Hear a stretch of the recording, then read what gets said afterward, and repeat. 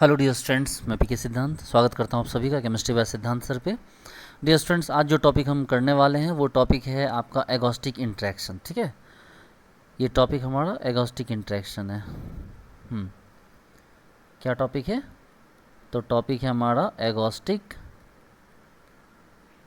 Interaction. अब सवाल उठता है कि एगोस्टिक इंटरेक्शन में बेसिकली बात क्या होती है। देखिए, एगोस्टिक इंटरेक्शन का यहाँ सेंस हुआ कि एक मेटल है, ठीक है, उसके साथ अदर लिगेंड्स भी लगे हुए हैं, मान लो बहुत सारे लिगेंड्स हैं जो भी हैं, और इसके साथ एक हाइड्रोजन है जो यहाँ पर किसी कार्बन से लगा हुआ है। सब ध्यान दो, एक हाइड्रोजन है जो कार्बन से जुड़ा हुआ है, और ये हाइड्रोजन एक मेटल के साथ क्या करेगा, एक मेटल के भी कांटेक्ट में आ जाएगा। ठीक है, ये एक इंट्रैक्शन है जहाँ पर कि एक हाइड्रोजन जो कि कार्बन से जुड़ा हुआ है वो मेटल के क्या होता है, कांटेक्ट में आता है।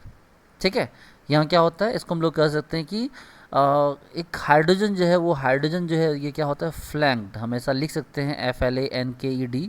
फ्लैंक्ड का मतलब होता है घिरा हुआ होना। तो हाइड्रोजन फ्लैंक्ड है किसके बीच, मेटल और कार्बन के बीच में। तो इसी को हम लोग बोलते हैं, इसी को क्या बोलते हैं, एगोस्टिक इंटरेक्शन। इसी को क्या बोलते हैं, एगोस्टिक इंटरेक्शन। ठीक है, इससे काफ़ी सारी चीज़ें बदलती है कि जैसे आपको हाइड्रोजन के अगर किसी मेटल ने सपोर्ट कर दिया तो ये जो बॉन्ड था, इस बॉन्ड की लंबाई क्या हो जाएगी, बढ़ जाएगी ना, और स्ट्रेंथ क्या हो जाएगा, घट जाएगा। क्या, मान लो ये मेटल से जुड़ने से पहले हाइड्रोजन इतना बड़ा था, लेकिन यही हाइड्रोजन से अगर मेटल जुड़ गया तब ये जो हाइड्रोजन इसके साथ जो बॉन्ड होगा वो क्या हो जाएगा, बड़ा हो जाएगा। और चूंकि बॉन्ड बड़ा हो जाएगा, बॉन्ड लेंथ बढ़ जाएगा, तो उसका जो स्ट्रेंथ है वो क्या हो जाएगा, आपको घट जाएगा। ठीक है, बेसिकली जो एगोस्टिक इंटरेक्शन है वो क्या है, तो एगोस्टिक इंटरेक्शन आपको आप डेफिनेशन लिख सकते हैं कि एगोस्टिक interaction is an interaction, एगोस्टिक interaction is an interaction in which hydrogen is flanked in which hydrogen is flanked in between metal and carbon, between metal and carbon। ठीक है, चलिए, एगोस्टिक इंटरेक्शन जो है ना वो एक बॉन्ड है जिसमें कि 3 carbon 3 centre 2 electron type bond है। ये जो है ना, ये एगोस्टिक इंटरेक्शन क्या होता है, गौर से देखिए तो जो हाइड्रोजन है और यहाँ मेटल है, यहाँ भी इससे भी जुड़ा हुआ और ये कार्बन से भी जुड़ा हुआ है, ये कार्बन में जो भी हो, तो ये हाइड्रोजन, गौर से देखिए सेंटर कितने हो गए, सेंटर एक, सेंटर ये, एक सेंटर ये, एक सेंटर ये, लेकिन इलेक्ट्रॉन तो 2 ही है ना, ये तो इलेक्ट्रॉन, इसमें तो इलेक्ट्रॉन का कोई काम है ही नहीं, इलेक्ट्रॉन तो यहाँ है और यहाँ है। तो ये 2 इलेक्ट्रॉन 3 सेंटर के बीच में क्या करते हैं, विजिट करते हैं, इसके बीच मूव करते हैं, इसलिए इसको क्या कहा गया, इसको कहा गया 3C2E बॉन्ड, यानी 3 सेंटर 2 इलेक्ट्रॉन बॉन्ड। क्या कहा गया इसको, इसको कहा गया 3 सेंटर 2 इलेक्ट्रॉन बॉन्ड। एक और सबसे ज़रूरी बात कि भाई अगर इस तरह का जो हाइड्रोजन है, मान लो अगर लिगेंड मेटल है, मेटल के साथ हाइड्रोजन है और हाइड्रोजन के साथ ये कार्बन है, तो ये जो हो गया, अब चूंकि ये कार्बन क्या हो गया, मेटल के डायरेक्टली कांटेक्ट में आ गया। अब चूंकि डायरेक्टली कांटेक्ट में आ गया इसलिए इसका जो ppm वैल्यू है, ठीक है, वो कितना हो गया, वो -5 से -15 ppm के बीच आ गया। क्या सोच के देखो कि एक साइड कार्बन जुड़ा है लेकिन एक साइड हाइड्रोजन जुड़ा हुआ। हाइड्रोजन स्ट्रॉन्ग डोनर होता है, कार्बन उतना वीक एक्सेप्टर होता है। हाइड्रोजन ने भर के इलेक्ट्रॉन दिया, पता चला इसका जो ppm वैल्यू था वो क्या हो गया, नेगेटिव में चला गया। इसका जो NMR स्पेक्ट्रम था वो कहाँ चला गया, नेगेटिव में चला गया। इसका मतलब एगोस्टिक इंटरेक्शन जब भी होता है तो ये pp अगर 0 है तो हाइड्रोजन का जो ग्राफ आता है वो इस तरफ आता है, इस तरफ नहीं आता है। आ रही बात समझ में?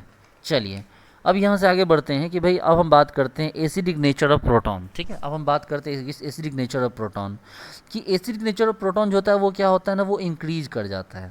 ठीक है, एसिडिक नेचर ऑफ प्रोटॉन क्या हो जाता है आपको, तो एसिडिक नेचर ऑफ प्रोटॉन आपको यहाँ पर इंक्रीज कर जाता है। क्यों इंक्रीज कर जाता है, उसका रीजन समझेंगे। आप बोलोगे नहीं सर हमारे कायदे से तो इंक्रीज नहीं, तो डिक्रीज करना चाहिए हमारे हिसाब से, क्योंकि इस एसिडिक तो वो होगा जो H+ निकलेगा, और मेटल तो इलेक्ट्रॉन दे रहा है सर को। मेटल तो उसको आप देखो, एक कॉमन स्टूडेंट ये सोचेगा, एक कम पढ़ा स्टूडेंट ये समझेगा, सर ये देखो ये हो गया कार्बन, सर हाइड्रोजन पे प्लस होगा तो वो एसिडिक होगा। लेकिन सर जैसे मेटल आएगा तो मेटल तो इसको इलेक्ट्रॉन दे देगा सर, तो मेटल इलेक्ट्रॉन देगा तो क्या हो जाएगा, सर इसका जो प्लस है वो तो घट जाएगा, और अगर प्लस घटेगा तो इसका एसिडिक नेचर भी क्या हो जाएगा, घट जाएगा ना। तो मैंने बोला नहीं, इसका ये सॉल्यूशन ये नहीं है, ये रीजन नहीं है। असलियत में बात ये होती कि ये जो हाइड्रोजन है, ये कार्बन है, आपको पता है इसमें बॉन्डिंग एंटी बॉन्डिंग होते हैं, बॉन्डिंग से ये जुड़ा हुआ है और एंटी बॉन्डिंग ये है। तो अब अगर मेटल यहाँ पर आके इसको इलेक्ट्रॉन देता तो मेटल किस में इलेक्ट्रॉन देगा, तो मेटल तो इसके एंटी बॉन्डिंग में इलेक्ट्रॉन देगा, और जब एंटी बॉन्डिंग में इलेक्ट्रॉन देगा तब ये क्या करेगा, इसको इलेक्ट्रॉन छोड़ के यहाँ से क्या हो जाएगा, रफू चक्कर हो जाएगा। लेकिन आपको तो पता है कि वो मेटल से कंप्लीट इलेक्ट्रॉन तो लेगा नहीं, वो निकलेगा तो H प्लस के फॉर्म में ही, लेकिन चूंकि मेटल क्या कर रहा है, उसके एंटी बॉन्डिंग मेल्टॉन डाल रहा है, और अगर मेटल उसके एंटी बॉन्डिंग मेल्टॉन डालता है तो क्या हो जाएगा, उसके लिए H प्लस इलेक्ट्रॉन छोड़ के भागना आसान हो जाएगा। इसका मतलब ये है कि अगर एगोस्टिक इंट्रैक्शन की जब बात की जाती है, एगोस्टिक इंट्रैक्शन की, तो यहाँ पर आपका जो एसिडिक स्ट्रेंथ होता है हाइड्रोजन का, वो क्या हो जाता है आपको, वो इंक्रीज हो जाता है। आप नोट करते चलिए इन बातों को। चलिए यहाँ से आगे बढ़ते हैं हम लोग। जैसे कि हम बात करते हैं, गौर से देखिए, हमने भी बात की कि आपके पास मान लो mu C triple bond C H है, तो इसके लिए जो आपको आई आर का वैल्यू है वो कितना होगा, ट्रिपल बॉन्ड है तो इसके लिए आपको आई आर का वैल्यू होता है 3300/सेंटीमीटर। अच्छा जो अगर मान लो डबल है इस तरह से, तो यहाँ कितना हो गया 3100/सेंटीमीटर। और मान लीजिए अगर इस तरह से हमारे पास सी एच है तो इसका कितना हो गया, तो ये 2900, ये मतलब sp3 वाला है, तो ये 2900 से 3000/सेंटीमीटर के बीच है। ठीक है, ये इसका क्या हो गया, इसके बीच में है। अब लेकिन यही प्रॉब्लम अगर यहाँ पर देखा जाएगा कि भाई अगर लिगेंड है, मेटल है, और ये हाइड्रोजन के साथ यहाँ जुड़ रहा है, इस तरह Cr3 है, तो अब इसका जो ये हो गया, ये और ज़्यादा घट जाएगा, ये घट के हो जाएगा 2700 से 2300/सेंटीमीटर के बीच में।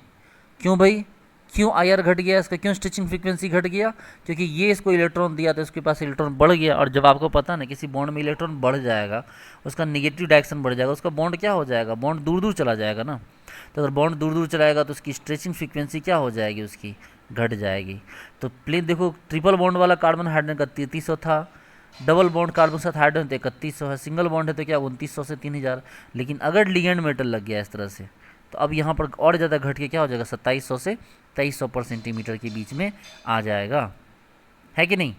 चलिए, और वहीं पर अगर यही कार्बन जो होता ऐसे होता, ठीक है, यहीं पर कार्बन क्या हो गया आपको ऐसे होता। खैर देखो 3 केस मैंने पढ़ा, एक केस ये, एक केस ये, एक केस ये, और इसके डिफरेंट में मैंने आपको एक ये भी केस भी बताया, इसको आपको ध्यान में रखना है। ओके, अब देखते हैं एगोस्टिक इंट्रैक्शन इन 16 इलेक्ट्रॉन स्पीसीज, कि 16 इलेक्ट्रॉन स्पीसीज में क्या करते हैं, एगोस्टिक इंट्रैक्शन देखेंगे। जरा गौर से देखो, PS3P होल 3 IR और यहाँ Cl है आपके पास, ठीक है। अब भाई साहब गौर से देखिए, तो ये तो आपके पास 16 इलेक्ट्रॉन दिखेगा, IR है, PPS3 है, यहाँ Cl है, यहाँ भी एक और PPS3 है, यहाँ भी एक और PPS3 है। और ज़रा गौर से देखेंगे तो इसके पास क्या दिखेगा आपको, 16 इलेक्ट्रॉन। इरिडियम में क्या हो गया, कोबाल्ट ग्रुप का है तो क्या हो गया 9, 2 2 4 2 6, और एक क्लोरीन का क्या हो गया 7। तो गौर से देखिए तो 16 हो गया, क्या हो गया ये 16 हो गया। अब यहाँ पर आपको अगर 16 हो गया तो अब यहाँ पर क्या करना होगा कि ये ऐसे काम नहीं चलेगा, यहाँ पर ऑटोमेटिकली क्या होगा, समझो बात को, यहाँ ऑटोमेटिकली क्या होगा कि ऑटोमेटिकली बिना किसी के आए ये क्या करेगा, इस तरह से ध्यान दो, PPS3 है, Cl है, यहाँ PS3P है, यहाँ जो P है गौर से देखो, यहाँ आपके पास PPS3 है मतलब PH है, यहाँ PH है, PS3 था ना, और यहाँ पे PH है। तो भैया PH का मतलब क्या हुआ, तो PH का मतलब ये हुआ कि यहाँ पर आपके पास इस तरह से क्या हो, बेंजीन हो, यही होता है ना PH का मतलब। और अगर बेंजीन होगा तो बेंजीन के पास क्या होगा, आपके पास हाइड्रोजन भी होगा, और यहीं बस एगोस्टिक इंट्रैक्शन को मौका मिल जाता है, इस तरह से क्या कर जाता है, उससे जुड़ जाता है। ये गौर से देखो, यहाँ पर इरिडियम क्या करता है, उसे इलेक्ट्रॉन लेने के लिए क्या करता है, यहाँ पर एगोस्टिक इंट्रैक्शन कर देता है। समझ रहे बात को, कि यहाँ पर क्या करता है, एगोस्टिक इंट्रैक्शन कर देता है। तो अगर एगोस्टिक इंट्रैक्शन करेगा तब यहाँ पर और नई प्रॉब्लम क्या आ जाएगी भाई, अब प्रॉब्लम यहाँ ये आ जाएगी इस तरह की कि भाई यहाँ पर ये वाला बॉन्ड जुड़ गया, लेकिन अब इसको जुड़ के रहेगा नहीं ज़्यादा देर, ये क्या करेगा, उसको तोड़ के अपनी तरफ ले लेगा, इसको क्या करेगा, इस बॉन्ड को तोड़ के अपनी तरफ ले लेगा। यानी कि आपके पास ऐसा हो जाएगा, PPS3, यहाँ Cl, यहाँ PS3P, यहाँ पे P, यहाँ पे PH, यहाँ पे PH, यहाँ पे क्या हो गया, इस तरह बेंजीन, ये बेंजीन को इसको तोड़ के क्या करेगा, अपने साइड कर लेगा ना इस तरफ, तो ये इससे डायरेक्टली जुड़ जाएगा, और यहाँ पर भी क्या हो गया, एक हाइड्रोजन जुड़ गया। ये होता है एगोस्टिक इंट्रैक्शन में। तो बेसिकली एगोस्टिक इंट्रैक्शन में आपने क्या देखा है, बेसिकली एगोस्टिक इंट्रैक्शन में आपने ये देखा कि अगर ये बीच में हाइड्रोजन घुसता है तो थोड़ी देर में क्या होगा, ये मेटल जुड़ जाएगा इससे, और हाइड्रोजन को तोड़ के अपनी साइड में कर लेगा, ठीक है। ये क्या करेगा, ये मेटल को, ये क्या हो जाएगा, गौर से देखिए, ये हाइड्रोजन को अपनी तरफ कर लेगा और डायरेक्टली जाके क्या हो जाएगा, उस कार्बन से जुड़ जाएगा। तो इस चीज़ को ध्यान रखिएगा, एगोस्टिक इंटरेक्शन में थोड़ी देर के लिए हाइड्रोजन बीच में आता है और अल्टीमेटली हाइड्रोजन क्या होता है, मेटल की साइड चला जाता है, जो एल्काइल है वो भी मेटल से जुड़ जाता है। देखो तो ये ऐसे हो गया। अब जरा चेक कीजिए तो यहाँ कितना इलेक्ट्रॉन है भाई, तो आप बोलोगे ठीक है सर चेक करते हैं। गौर से देखो, ये इरिडियम हो गया, इरिडियम के लिए कितना इलेक्ट्रॉन, 9। सर यहाँ पर 2 2 4 2 6, सर इसके लिए 7, ठीक है, इसके लिए 8, इसके लिए क्या हो गया आपको 9, ठीक है। गौर से देखिए कितना हो गया भाई, देखिए ना, इरिडियम के लिए क्या होता है, कोबाल्ट, रोडियम, इरिडियम है ना, इरिडियम है, तो इरिडियम के लिए क्या हो गया, 9 हो गया इधर। अच्छा 2 2 4, ठीक है, और यहाँ पर क्या हो गया भाई, इसको हम किस में काउंट करें, इसको अभी भी हमें 2 का ही काउंट करना होगा। देखिए 2 2 4 2 6, हमने 2 6 काउंट किया। और अब क्या हो गया यहाँ पर, कि यहाँ पर आपके पास ये एक क्लोरीन का एक बॉन्ड हो गया। गौर से देखिए, एक क्लोरीन का एक बॉन्ड, एक हाइड्रोजन का भी क्या हो गया, एक बॉन्ड हो गया, और ये वाले का भी क्या हो गया आपको, तो एक इसका भी एक बॉन्ड हो गया। गौर से देखो ना, एक बॉन्ड एक बॉन्ड, सॉरी एक बॉन्ड एक बॉन्ड एक बॉन्ड हुआ 3, और 2 2 4 2 6, देखो 2 2 2 और 1 1 1, तो 6 3 9 हुआ, और रेडियम पे पहले से 9 है, तो देखो तो 9 दूनी 18 इलेक्ट्रॉन हुआ। और ऐसा करके कंपाउंड क्या हो गया, स्टेबल हो गया। यानी कि जो 16 इलेक्ट्रॉन था उसने एगोस्टिक इंटरेक्शन करके खुद को क्या बना लिया, बिना किसी को बाहर से लाए उसने अपने आप को क्या बना लिया, 18 इलेक्ट्रॉन बना लिया।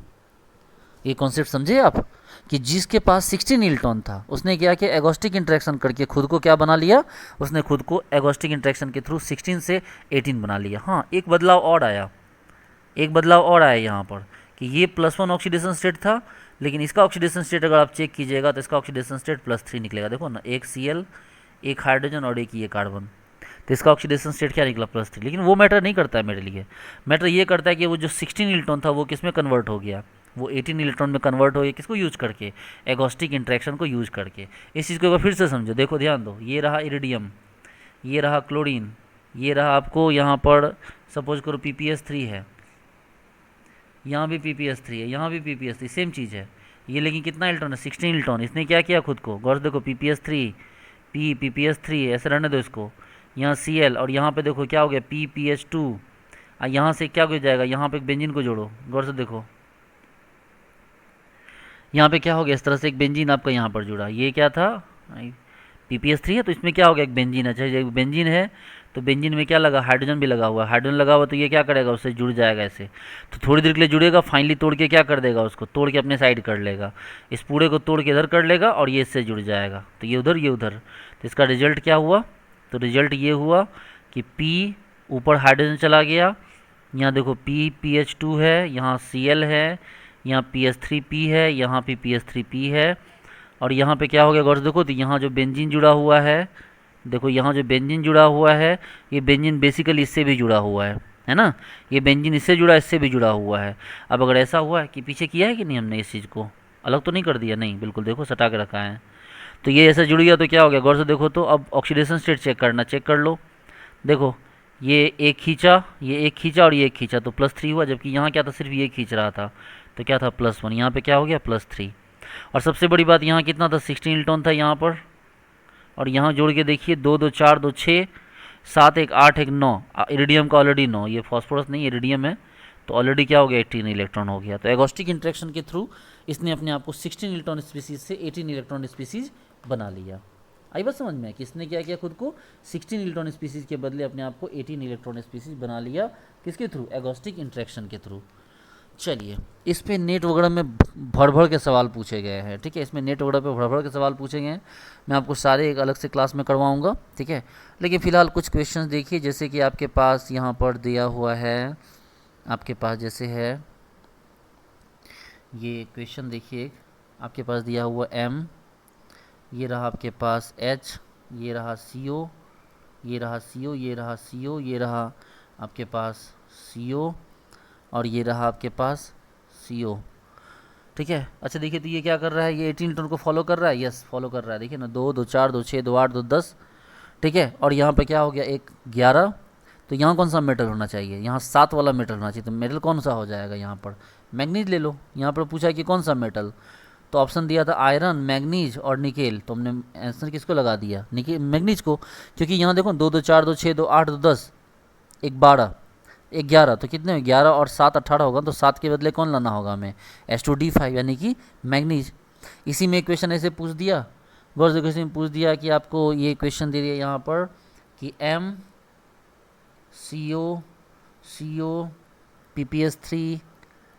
PPS3 ये बोला कि भैया ये 16 इलेक्ट्रॉन है, और यहाँ से क्या हुआ, आपको एगोस्टिक इंटरेक्शन करवा दिया, तो क्या हो गया, एगोस्टिक इंटरेक्शन कैसे हुआ आपको पता है, इसमें बार बार क्या डिस्कस करना है कि चीज़ को, ये आपको पता है कैसे हुआ, PPS2, यहाँ पे आपको पता है कि ये ऐसे बेंजीन ऐसे लगा है, यहाँ ऐसे, और यहाँ क्या हो गया ऐसे, और ये क्या हो गया 18 इलेक्ट्रॉन हो गया। आपसे पूछा कि बताओ भाई ये मेटल कौन सा है, आप तुरंत बता दोगे सर देखो हमारे पास 2 2 4 2 6 2 8, ठीक है, तो 8 है, 8 16 होने चाहिए, तो 8 इसका मतलब क्या हो गया, ये आपको इसमें ऑप्शन क्या हो सकता है, 8 इलेक्ट्रॉन का मतलब क्या हो गया, आयरन हो सकता है, रुदेनियम हो सकता है, ऑस्मियम हो सकता है, मान लो आयरन ही मान लो, तो यहाँ भी देखो अब डायरेक्ट चेक करो, आयरन के लिए क्या होता है H2D6 यानी कि 8, 2 2 4 2 6 2 8 16, और एक 17 और एक 18, देखो हो गया 18 इलेक्ट्रॉन, है कि नहीं। तो कितना आसान है, बिल्कुल छोटे बच्चों की तरह ये क्वेश्चन है, ठीक है, ओके। चलिए यहाँ से आगे बढ़ते हैं, एक क्वेश्चन देखते हैं हम यहाँ पर, जैसे कि हमारे पास एक क्वेश्चन है, ये ऐसे 5 मेंबर्ड है, यहाँ पर आयरन, ये C ट्रिपल बॉन्ड O, यहाँ C ट्रिपल बॉन्ड O, और यहाँ पे क्या हो गया इस तरह से लगा हुआ है, ये है, ठीक है, यहाँ पर ये लगा हुआ है। आपसे पूछ रहा है कि number of signal of NMR बताइए, नंबर ऑफ NMR सिग्नल, ये क्वेश्चन है या सब पूछा हुआ है, इसलिए आपको मैं बता रहा हूँ। NMR सिग्नल बताइए, कितने NMR सिग्नल आएंगे हाइड्रोजन के, 1H NMR सिग्नल कितने आएंगे, तो आप बोलोगे सर 1H NMR सिग्नल कितने आएंगे, सर इसमें तो एक है सर, इसमें देखो सर यहाँ एक यहाँ है, एक यहाँ है, और एक यहाँ है, तो एक यहाँ दूसरा, यहाँ तीसरा, और यहाँ चौथा, तो सर टोटल 4 NMR सिग्नल आ जाएंगे सर, यहाँ पर पूछा हुआ क्वेश्चन है, ठीक है, क्वेश्चन ये 2013 का पूछा हुआ क्वेश्चन है कि कितने NMR सिग्नल है, तो यहाँ पर आपके पास 4 NMR सिग्नल है, ठीक है, ओके, ये सब वही है जो पूछा हुआ है आपको, ठीक है। चलिए अच्छा, एक और क्वेश्चन दे दिया है आपको, यहाँ पर पूछा हुआ क्वेश्चन ही है, ये आपको ऐसे दे दिया है, नंबर 5, यहाँ पर Fe, यहाँ हाइड्रोजन, यहाँ CO, यहाँ CO, और यहाँ पे हो गया C डबल बॉन्ड O, और ये CH3। आपको इसमें पूछ रहा है कि बताओ भाई इसमें कितना आपको सिग्नल मिलेगा, नंबर ऑफ सिग्नल कितने होंगे, तो आप बोलोगे सर नंबर ऑफ सिग्नल, एक सिग्नल तो यहाँ से मिल जाएगा, दूसरा सिग्नल यहाँ से मिल जाएगा, तीसरा सिग्नल आपको यहाँ से मिल जाएगा, तो इसमें टोटल कितने सिग्नल आए, तो टोटल आपको सिग्नल इसमें कितने आ गए, 1 2 3, तो अपने सिग्नल कितने आ गए, 3 सिग्नल आ गए, ठीक है। यहाँ पर कितने सिग्नल आ गए, यहाँ पर आपको 3 सिग्नल आ गए। लेकिन ये आपसे पूछेगा स्ट्रेचिंग फ्रीक्वेंसी शो करने वाला कार्बोनाइल कितना हो गया, तो आप बोलोगे सर स्ट्रेचिंग फ्रीक्वेंसी शो करने वाला कार्बोनाइल कितना हो गया आपके पास, ये 1 2 और ये क्या हो गया 3, तीनों का अलग अलग आएगा चूँकि इन्वायरमेंट अलग अलग है, ठीक है। चलिए अब यहाँ पर आपको एक क्वेश्चन दिया हुआ है, रिलैक्स रहिए, हम लोग सब कुछ पढ़ते जा रहे हैं। क्वेश्चन है हमारे पास, क्या क्वेश्चन है, चलिए क्वेश्चन है आपके पास कि 4NaCP, CP मतलब आपको पता है ना 5 मेंबर रिंग, ये क्या करता है, एक सिग्नल देता है, गिव्स अ सिग्नल, ठीक है। अब ये क्या करता है, यहाँ पर क्या करता है, 4 इक्विवेलेंट, ठीक है, यहाँ पर क्या कर रहा है कि आपको TiCl4 का रिएक्शन हम करने जा रहे हैं NaCP से, TiCl4 का रिएक्शन किससे करने जा रहे हैं, NaCP से, और यहाँ पर पूछ रहा है कि भैया ये एक सिग्नल देता है, सिर्फ क्या करता है ये एक सिग्नल देता है, ठीक है। यहाँ पर क्या कर रहा है ये आपको एक सिग्नल दे रहा है, तो अगर यहाँ पर एक सिग्नल दे रहा है आपको, बेसिकली यहाँ पर पूछ ये रहा है क्वेश्चन में कि बताओ भाई कितने टाइप के यहाँ पर सिग्नल पॉसिबल हैं, यहाँ पर कितने टाइप के सिग्नल जो है आपके पॉसिबल हैं, तो भाई मेरे सिग्नल कितने टाइप के पॉसिबल हो सकते हैं। सपोज कीजिए आपके पास ये रहा TiCl का बॉन्ड है, टाइटेनियम क्लोराइड का बॉन्ड है, और यहाँ NaCP में क्या हो गया, Cp माइनस हो गया और Na प्लस हो गया, तो ये Cp माइनस यहाँ से आएगा तो यहाँ से क्या हो जाएगा, लेके चला जाएगा ना।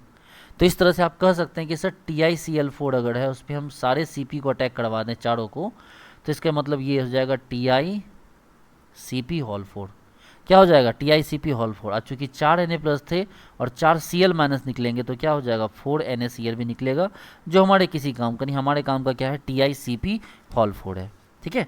तो TICP हॉल 4 है, इसमें अगर TICP हॉल 4 है तो आपसे पूछ रहा है कि बताओ इसमें जो है, इसमें नंबर ऑफ सिग्नल कितने होंगे। ठीक है, इसमें नंबर ऑफ सिग्नल कितने होंगे, तो आप बोलोगे कि देखो सर इसमें सिग्नल कितने होंगे, कायदे से तो सर अगर हम बात करें, ये हमारे पास TICP हॉल 4 है सर, तो टिटेनियम पे क्या हो गया, स्कैंडियम टिटेनियम यानी D2S2D2, तो इसके लिए 4 इलेक्ट्रॉन हो गए। और सर गौर से देखो CP के लिए कि अगर हम इलेक्ट्रॉन दें सर तो 5 5 10 क्या हो गया, 5 के 20 हो गया सर, तो 24 इलेक्ट्रॉन तो देगा सर। तो इसीलिए आपका ये जो मन में भ्रम था कि हम एक सिग्नल बना देंगे चारों CP के लिए, तो वो आपका भ्रम टूट गया।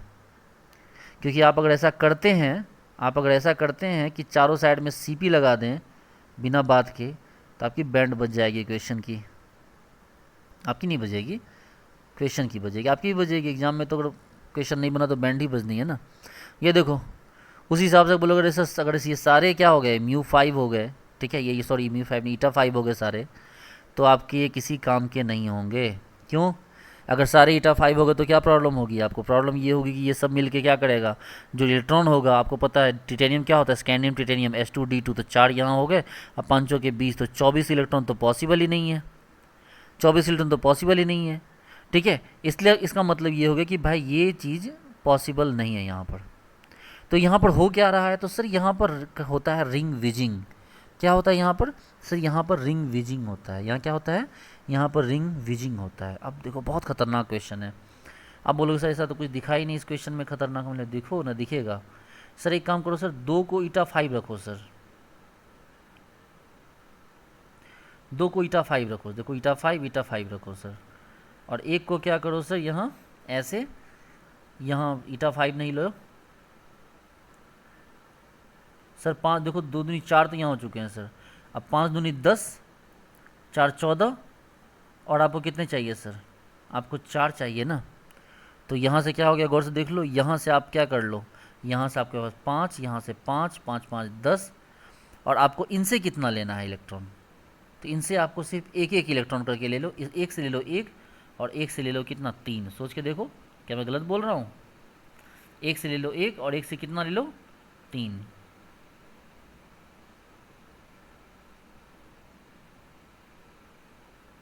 देखो एक से ले लो एक, और एक से कितना ले लो 3 ले लो।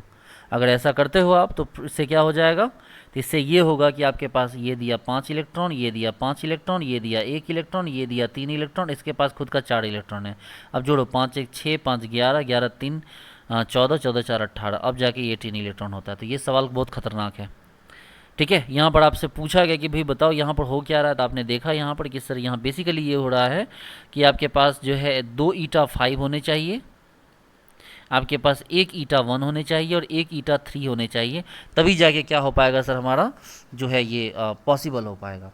इसके अलावा भी कोई पॉसिबिलिटी है? बोले सर अच्छा सर एक काम करो, आप एक η5 ले लो सर, एक η5 ले लो, और क्या करो सर कि आप यहाँ पर जो है 2 क्या ले लो, η3 ले लो। तो देखो हम बोलेंगे फिर से 5 गया, और इससे क्या हो गया 6 5 11 आया, ठीक है, और टिटेनियम तो 4 देना है, तो 11 4 15 हो गया। गौर से देखो ना, ये 5 दिए, 5 3 8 3 11 11, और 4 क्या हो गया 15, तो इसका मतलब 3 घट रहा है, तो सर तीनों को η3 ले लो।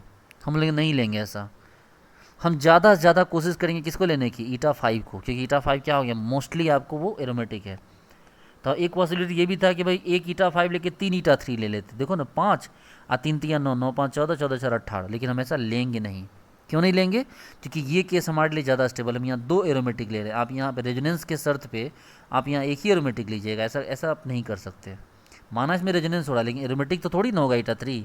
क्या ये एरोमेटिक है? नहीं, एरोमेटिक ये है। तो हमारे पास एरोमेटिक ज़्यादा से ज़्यादा आने चाहिए, इसलिए आपके पास स्ट्रक्चर क्या हो गया, ये पॉसिबल हो गया। लेकिन अब यहाँ पर एक जो सबसे बड़ी बात हो गई कि यहाँ पर ठीक है, तो यहाँ पर आपके पास इसका फिगर कैसा है, तो आप बोलोगे देखो सर इसके पास 10 हाइड्रोजन था सर। गौर से देखो सर 10 हाइड्रोजन था, तो 10 हाइड्रोजन जो था सर, वो 10 हाइड्रोजन कैसे बना रहा है, उसका एक सिग्नल आ रहा है सर। गौर से देखो जो 10 हाइड्रोजन था उसका एक सिग्नल आ रहा है, मान लो 10 हाइड्रोजन का एक सिग्नल आ रहा है, ऑब्वियस सी बात है बहुत बड़ा सिग्नल आएगा 10 हाइड्रोजन का। 10 हाइड्रोजन क्या हो जाएगा, एक सिग्नल आ जाएगा। लेकिन अभी और अब बड़ा कन्फ्यूजन हो गई, बात हो गई। पूछो कैसे? आप बोलोगे सर इसके पास ये हाइड्रोजन लग, ये हाइड्रोजन लग, ये हाइड्रोजन, ये हाइड्रोजन से इसमें अलग अलग सर अलग अलग सिग्नल आएगा क्या? हम लोग नहीं, इसका सेम सिग्नल आएगा। पूछो क्यों? इसी को बोलते हैं हम लोग रिंग विजिंग। क्या बोलते हैं इसको हम लोग? इसको बोलते हैं रिंग विजिंग। क्या होता है रिंग विजिंग? रिंग विजिंग का मतलब ये होता है कि अगर कोई एरोमेटिक नहीं है, एरोमेटिक से कम है, तो वो क्या करेगा, आपस में ट्रांसफ़र होते रहेगा। वो क्या होता रहेगा आपस में? ट्रांसफर। उसके सभी हाइड्रोजन आपस में क्या होंगे? ट्रांसफर होते रहेंगे। कभी ये ईटा 3 हो जाएगा, कभी वो ईटा 3 हो जाएगा, कभी ये ईटा 3, कभी वो ईटा 3, कभी इस कार्बन से ईटा 3, कभी इस कार्बन से ईटा 3। इसका मतलब इसके सभी हाइड्रोजन क्या हो गए? इक्वल हो गए। और ये जो 10 हाइड्रोजन है ये तो इक्वल ऑलरेडी है ही। यानी जो 10 हाइड्रोजन है, गौर से देखिए कि जो 10 हाइड्रोजन है ईटा 5 वाला, म्यू 5 वाला, वो तो इक्वल है ही, उसका तो एक सिग्नल आएगा ही। लेकिन जो 10 हाइड्रोजन है जो ईटा 1 एंड ईटा 3 के बीच में क्या कर रहा है? रोटेट कर रहा है, मूव कर रहा है, ये भी इक्वल है बिकॉज ऑफ रिंग विजिंग। किसकी वजह से? रिंग विजिंग की मदद से। और इसीलिए इसका एक सिग्नल अलग से ही बनेगा। इसलिए इसमें क्या सिग्नल बनते हैं? इसमें 2 सिग्नल बनते हैं। ठीक है, आई बात समझ में? इसमें कितने सिग्नल बनते हैं आपको? तो इसमें आपको 2 सिग्नल आते हैं। इसलिए हम लोग क्या ऑब्जर्व करते हैं? हम लोग यहाँ पर 2 सिग्नल यहाँ पर ऑब्जर्व करते हैं। आई बात समझ में कि यहाँ हमारा जो ऑब्जर्वेशन होता है वो कैसा होता है? तो वहाँ 2 सिग्नल का हमारा यहाँ पर ऑब्जर्वेशन होता है। ठीक है, चलो अच्छा। लेकिन एक और बात है बच्चे लोग कि अगर टेम्परेचर हाई कर दो, अगर टेम्परेचर क्या कर दो? बढ़ा दो, तो ये पूरा का पूरा रिंग विजिंग होने लगेगा। और हाई टेम्परेचर पे क्या हो जाएगा? फिर क्या हो जाएगा? और आपको ये जो हो जाएगा, क्या होगा कि ये सभी आपस में मिल जाएंगे हाई टेम्परेचर पे, तो ये ऐसा हो जाएगा। लेकिन टू लो टेम्परेचर पे ये होगा, और ये क्या होगा? ये हाई टेम्परेचर पे। हाई टेम्परेचर क्या, इवन जो हमारा रूम टेम्परेचर होता है वो भी हाई ही होता है। ऑर्गेनोमेटली कंपाउंड को तो निगेटिव टेम्परेचर पे रखना पड़ता है ना। तो लो टेम्परेचर या आपको रूम टेम्परेचर पे क्या हो जाएगा? मतलब आपको less than room temperature, less than room temperature, कि रूम टेम्परेचर से कम में रखोगे तो क्या होगा? 2 सिग्नल आएगा। और रूम टेम्परेचर पे रखोगे तो ये सभी हाइड्रोजन क्या मिल जाएंगे? ये आपस में मिल जाएंगे।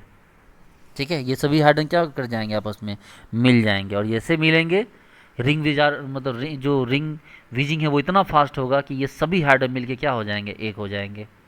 देखो ना, जब आप क्या बोले कि टेम्परेचर को आप लो रखोगे तो ये हाइड्रोजन अलग काम करेगा, ये हाइड्रोजन अलग काम करेगा।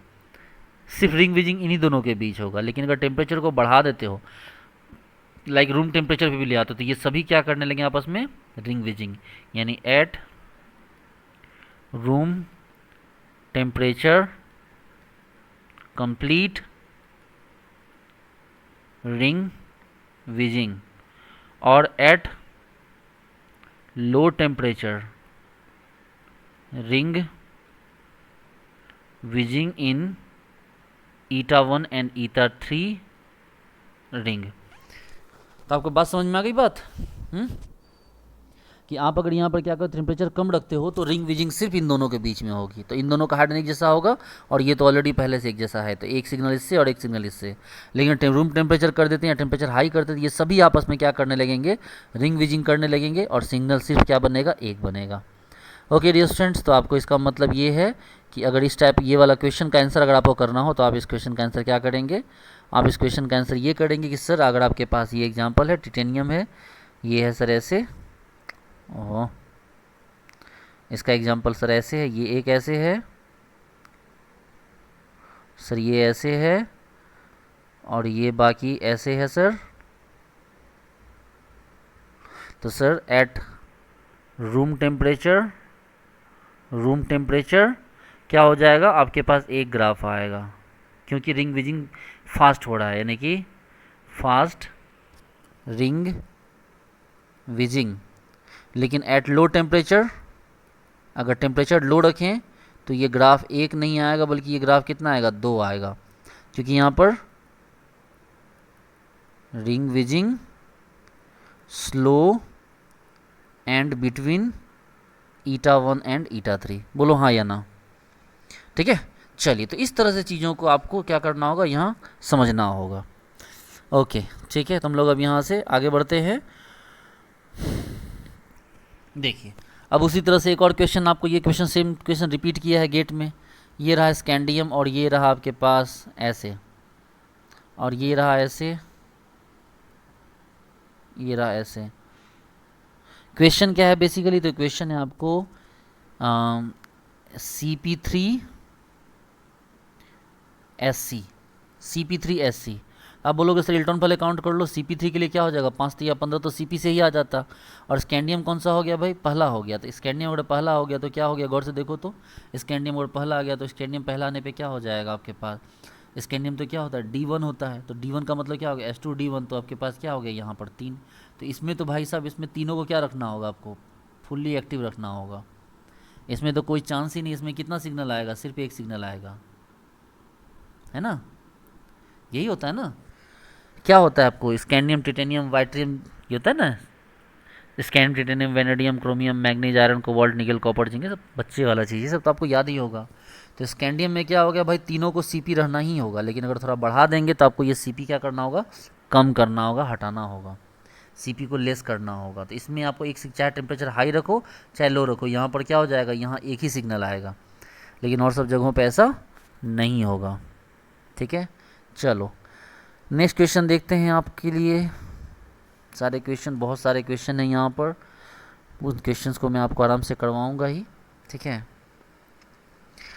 एक क्वेश्चन दिया हुआ ये देखिए, आपके पास एक 5 मेंबर्ड रिंग है, यहाँ पर है रोडियम, यहाँ ऐसे आपके पास है और यहाँ ऐसे इसके पास है। इसके पास हाइड्रोजन भी है, देखो हाइड्रोजन यहाँ भी है, यहाँ भी है, यहाँ भी है, यहाँ भी है, और हाइड्रोजन यहाँ भी है, यहाँ भी है, यहाँ भी है, यहाँ भी है। तो इनके पास हाइड्रोजन यहाँ भी है। ठीक है, अब आपको बोल रहा है कि भाई साहब यहाँ पर जो होगा, यहाँ पर कितने सिग्नल आएंगे, यहाँ पर क्या हो जाएगा, यहाँ कितने सिग्नल आएंगे। तो आप बोलोगे सर सिग्नल कितना आएगा, सर ये चूँकि इसको कोई बंधा हुआ तो है नहीं, ये तो घूम सकता है, तो ये भी घूम सकता है, तो इसमें सिग्नल कितने आएंगे, यहाँ सिग्नल एक इसके लिए सिग्नल आ जाएगा, एक इसके लिए सिग्नल आ जाएगा। तो आपके पास सिग्नल कितने आ जाएंगे, 2 सिग्नल आ जाएगा। आई बात समझ में, कि यहाँ पर जो क्या हो गया, यहाँ पर आपको जो प्रोटॉन हैंगे, गौर से देखिए, जो प्रोटॉन हो गए ये वाले प्रोटॉन, ये प्रोटॉन तो क्या हो गया, सभी इक्वल है। ठीक है, तो यहाँ पर क्या हो गया कि ये प्रोटॉन इक्वल है। अब वही वाली बात है, लोअर टेम्परेचर देगा तो लोअर टेम्परेचर पे आपको क्या करना होगा, इसका सिग्नल अलग रखना होगा। टेम्परेचर हाई कर दीजिएगा तो रिंग विजिंग हो जाएगा, हाई टेम्परेचर पे क्या हो जाएगा, एक सिग्नल बन जाएगा। ठीक है ना, यहाँ पर क्या हो जाएगा कि यहाँ पर आपको अगर टेम्परेचर हाई कर दीजिएगा तो यहाँ पर आपको ये जो घूमना स्टार्ट हो जाएगा, ये क्या हो जाएगा, टेम्परेचर हाई पे ये प्रॉब्लम होगा कि ये क्या हो जाएगा, घूमना स्टार्ट हो जाएगा, जिससे एनएमआर इसको जज नहीं कर पाएगा और इसी के वैल्यू को क्या कर देगा, अपने एनएमआर सिग्नल में शो कर देगा। ठीक है, और हमारा कहा जाएगा कि भाई सिग्नल कितना आया, एक ही आया। तो हाई टेम्परेचर पे और लो टेम्परेचर का फ़र्क ये होता है कि हाई टेम्परेचर पे क्या होती है प्रॉब्लम, हाई टेम्परेचर पे स्ट्रक्चर घूमने लगता है, रिंग विजिंग होने लगता है, लेकिन लो टेम्परेचर पे ऐसा कुछ नहीं होता, लो टेम्परेचर पे सब लोग अपनी अपनी जगह पे खड़े रहते हैं। ठीक है, चलिए एक क्वेश्चन और देखते हैं यहाँ पर। जैसे कि हमने क्या किया कि देखो, एक आपके पास एक हम लोग इलेक्ट्रॉन विड्रॉइंग ग्रुप लेते हैं, सपोज कीजिए कि ऐसे, ये बच्चों वाली चीज़ है, ऐसे यहाँ और यहाँ मेटल। ठीक है, आपको पता है यहाँ हाइड्रोजन होगा ऐसे, यहाँ भी हाइड्रोजन होगा और यहाँ भी क्या होगा, हाइड्रोजन होगा, ये ना। आपको पता है ये पाई बॉन्ड तो क्या करेगा, इसको इलेक्ट्रॉन देगा ही देगा, और फिर फाइनली क्या हो जाएगा, ये इलेक्ट्रॉन तीनों के बीच में रोटेट करने लगेगा इस तरह, और ये तीनों के बीच क्या करेगा, इस तरह से रोटेट करने लगेगा M। तो हाइड्रोजन हाइड्रोजन, यहाँ भी हाइड्रोजन हाइड्रोजन, और यहाँ पे क्या हो गया, हाइड्रोजन। तो इस तीनों के बीच में क्या हो गया, ये रोटेट करने लगेगा। अगर ये रोटेट करने लगेगा तो क्या हो गया, गौर से देखिए तो ये तीनों के बीच में आपको यहाँ पर रोटेट करने लगेगा। तो हाई टेम्परेचर पे तीनों का सिग्नल क्या हो जाएगा, अलग अलग हो, मतलब एक हो जाएगा, लेकिन लो टेम्परेचर पे तीनों का सिग्नल क्या हो जाएगा, आपको यहाँ अलग अलग हो जाएगा। ठीक है, अब देखो लो टेम्परेचर पे क्या प्रॉब्लम होगी, लो टेम्परेचर पे प्रॉब्लम ये होगी कि देखो ये हाइड्रोजन अलग ऊपर की तरफ है, ये हाइड्रोजन नीचे की तरफ है, देखो ये अप है, ये अप है, ये डाउन है, ये डाउन है, और ये एक अलग है। तो लो टेम्परेचर पे कितना सिग्नल मिलेगा आपको, लो टेम्परेचर पे 3 सिग्नल मिलेगा, जबकि हाई टेम्परेचर पे क्या मिलेगा, तो हाई टेम्परेचर पे आपको 1 सिग्नल मिलेगा। वैसे अगर आपको जब भी पूछे तो वो कभी ये नहीं कंसीडर करता है कि लो टेम्परेचर पे कितना, मतलब हाई टेम्परेचर पे कितना होगा, वो आपसे ये कंसीडर करता है कि आप गिन के बताइए कि इन टोटल कितना आना चाहिए। हाँ, लिख दे अगर हाई टेम्परेचर तो आपको मानना हाई टेम्परेचर, अगर नहीं दिया इसका मतलब ये है कि आपको अलग अलग हाइड्रोजन को कंसीडर करके उनके वैल्यू को काउंट करना है। ठीक है, चलिए तो भाई इसका एनएमआर कैसा हो जाएगा, देखो तो इसका एनएमआर क्या हो जाएगा, देखो इन दोनों का अलग आ जाएगा, इन दोनों का अलग आ जाएगा, और इसका हाइड्रोजन का अलग आ जाएगा। समझ रहे बात को, इसका अलग आ जाएगा तो यहाँ पर आपको 3 सिग्नल आएंगे, देखो ऐसे आपको, हालांकि तीनों भी क्या होंगे, मल्टीप्लेट होंगे, कोई भी सिंगलेट नहीं होगा, ये सभी क्या होंगे, मल्टीप्लेट होंगे, ऐसे ऐसे ऐसे करके, ये एक, दूसरा, फिर तीसरा, ठीक है। तो 3 सिग्नल आएंगे, तीनों क्या होंगे आपको अलग अलग होंगे, ठीक है। ये सब आपको क्या होंगे, तो ये मल्टीप्लेट सिग्नल होंगे, ठीक है। चलिए अच्छी बात है। अब यहाँ से हम लोग हाइड्रोजन एनएमआर के बाद नेक्स्ट लेक्चर में हम लोग देखेंगे 31p एनएमआर। बस कुछ नहीं है, बस इसी तरह से हम लोग खींच रहे हैं, क्योंकि एनएमआर तो पढ़ नहीं रहे हैं, ठीक है। हम लोग यहाँ से नेक्स्ट लेक्चर में देखेंगे 31p एनएमआर, और उसके बाद फिर हम लोग यहाँ से 13c एनएमआर करके हम लोग फिर यहाँ से आगे बढ़ेंगे, ठीक है। Okay dear friends, thank you. तो मिलते हैं नेक्स्ट लेक्चर में। Thank you so much, bye.